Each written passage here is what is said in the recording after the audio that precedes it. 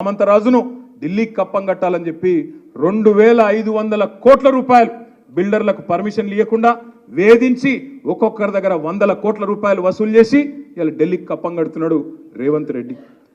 మొత్తం ఇసుక దందా మంత్రులు రైస్ మిల్లర్లను బెదిరించుడు, క్రషర్లను పిలిచి బెదిరించుడు, మళ్ళీ ఇవన్నీ బయటికి రాకుండా చేసేందుకు ఏం చేయాలి?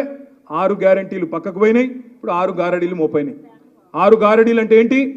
ఒకటేమో కాళేశ్వరం స్కామ్ అని చెప్పి యూట్యూబ్లో ఆన్లైన్లో ఒకటి రాయాలి, ఇంకో దిక్కు బర్ల స్కామ్, ఇంకో దిక్కు గొర్రెల స్కామ్, ఇంకో దిక్కు ఫోన్ ట్యాపింగ్, ఇదట అంటే అదట, అదట అంటే ఇదట, వీళ్ళ ఫోన్ ట్యాప్ అయిందంటే వాళ్ళ ఫోన్ ట్యాప్ అయిందట. నిన్న చూసిన ఓ దగ్గర నేను 10 లక్షల ఫోన్లు ట్యాప్ చేసిండు కేసీఆర్. చేస్తే గీస్తే ఒకడో ఇద్దరో లుచ్చగారుల ఫోన్లు ట్యాప్ చేసి ఉండొచ్చు, నాకెమెరిక కానీ చేస్తే చేసి ఉండొచ్చు దొంగల లంగలి, ఎందుకంటే పోలీసుల పనేది.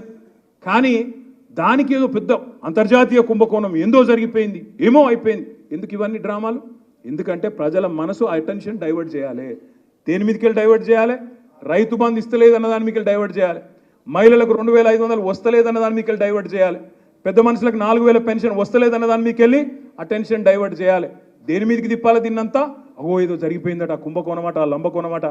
అరే రేవంత్ రెడ్డి గారు, ముఖ్యమంత్రిగా నువ్వే ఉన్నావు, చేతనైతే దమ్ముంటే ఈ లీకులు బంద్ చేసి చర్యలు తీసుకునేది ఉంటే తీసుకో, మేము వద్దంటలేం. కానీ ఈ పనికి మాలిన డ్రామా లాపు. అప్పట్లో నాగార్జునదో సినిమా వచ్చిండే, అందులో పాట ఉంటుంది గ్రీకు వీరుడు అని.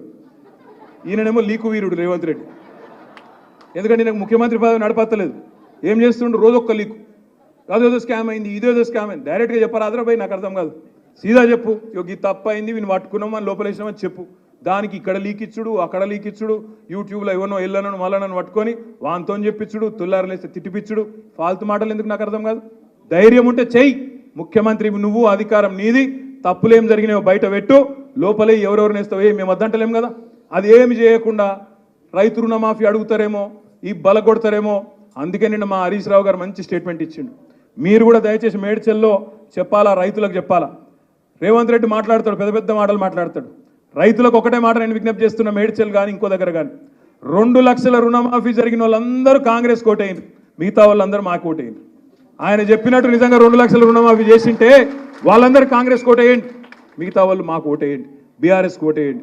అందుకే నేను మిమ్మల్ని అందరినీ ప్రార్థించేది, కోరేది, సమయం ఉంది, ఇంకో 45-50 రోజుల టైం ఉంది. ఎక్కడోళ్ళం అక్కడ మన పోలింగ్ బూత్లో, ఎన్ని బూత్లేమి 3000 ఉంటాయి, ఇంకెక్కువ ఉంటాయి, 3000 కాదు ఎన్ని పోలింగ్ బూత్లు? 3100 పోలింగ్ బూత్లు ఉన్నాయి. భారతదేశంలోనే అతిపెద్ద నియోజకవర్గం మరి మన నియోజకవర్గం, పార్లమెంట్ నియోజకవర్గం. ఇది గెలవాలంటే తప్పకుండా ఏ బూత్ కా బూత్లోనే మీరే కథానాయకులు కావాలి, మీరే కదలాలి. ప్రతిరోజు ఇప్పుడు ముస్లిం సోదరులకు ఇఫ్తారు ఎవ్రీడే ఉంటుంది దాదాపు ఎక్కడో దగ్గర, మీరు తప్పకుండా ప్రతి చోట పాల్గొనాలి. మన గౌరవ ప్రతిరోజు మన సోదరులను కలవాలని చెప్పి కూడా నా విజ్ఞప్తి. అదే మాదిరిగా మన కార్యకర్తలు, నాయకులతో వార్డుల వారీగా, డివిజన్ల వారీగా ప్రచార కార్యక్రమాన్ని తీసుకొని పోవాలి.